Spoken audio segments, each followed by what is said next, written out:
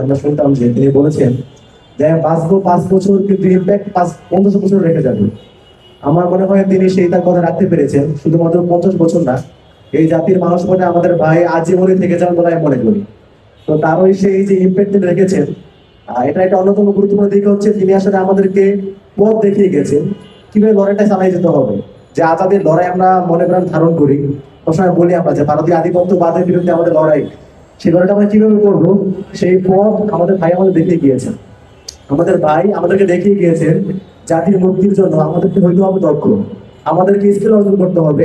ভাই বলতে যে এখনের যুগ হচ্ছে স্পেশালাইজেশনের যুগ, অর্থাৎ আমি সব বিষয়ে আমি সবকিছু জানবো, এটার যুগ এখন না। আমরা এখন একটা বিষয়ে দক্ষ হয়ে উঠবো, এই শিক্ষা ভাই আমাদের দিয়ে দিয়েছে। তো সেই জায়গা থেকে ভাই যে আমাদেরকে বলে স্কিল অর্জন করার জন্য তার ধারাবাহিকতায় বাংলাদেশ তরুণ কমিউনিকেট ফোরাম এবং হচ্ছে ডাকসুর উদ্যোগে আজকে যে বইমেলা আয়োজিত হয়েছে, এই জন্য আমি আয়োজন ধন্যবাদ জানাচ্ছি। যে আমাদের আসলে জাতির মুক্তির জন্য হাতে পেয়ে দেখানো বড় অনুসারে স্কিলফুল হওয়ার বিকল্প নাই। সেই স্কিল অর্জন করার যে ধারাবাহিকতা এবং হচ্ছে ভারতীয় আধিপত্যবাদের বিরুদ্ধে আমাদের যে লড়াই করার তীব্র মানসিকতা, সেই মানসিকতা আজীবন জারি থাকবে। এই আশাবাদ ব্যক্ত রাখি এবং হচ্ছে আমাদের হাদির ভাইয়ের যে সদস্য ওসিয়ত যে আমি মারা গেলে বিচারটুকু করলেন, সেই বিচারটুকু পাওয়ার প্রত্যাশা ব্যক্ত রেখে আমি আমার সম্পূর্ণ শেষ করছি। ধন্যবাদ সবাই। আসসালামু আলাইকুম।